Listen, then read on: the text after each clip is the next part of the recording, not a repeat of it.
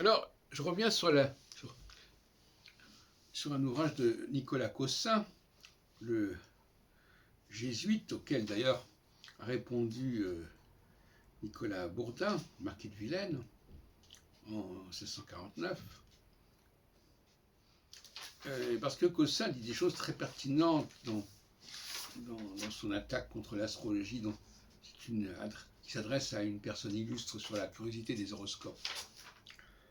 Et il dit notamment, il emploie des expressions qui me plaisent beaucoup.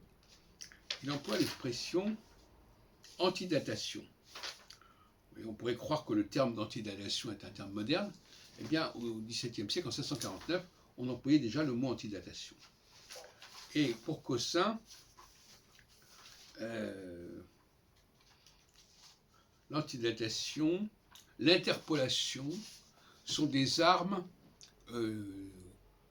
de ceux qui prônent la véracité du prophétisme et de l'astrologie.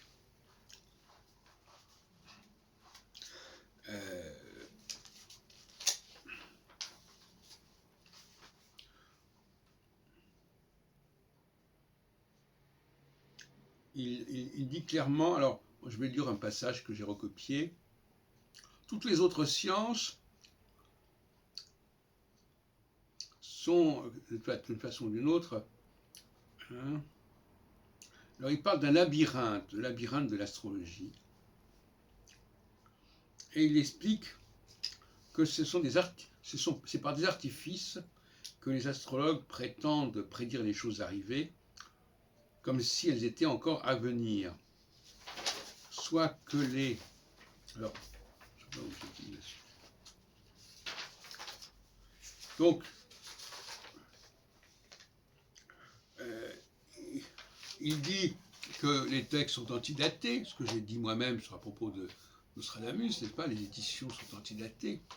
Et n'oublions pas que si elles sont antidatées, c'est aussi parce qu'on veut faire croire que certains événements qui ont eu lieu ont déjà été annoncés quelques décennies plus tôt. C'est bien ça la raison première de l'antidatation.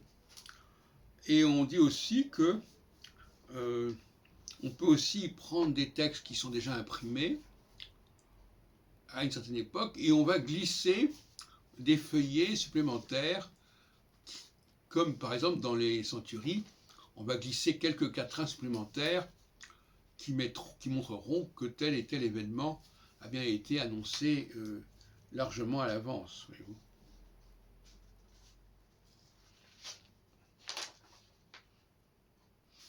En 1649, l'argument de l'antidatation et l'interpolation pour valider les prophéties était donc bien mis en avant.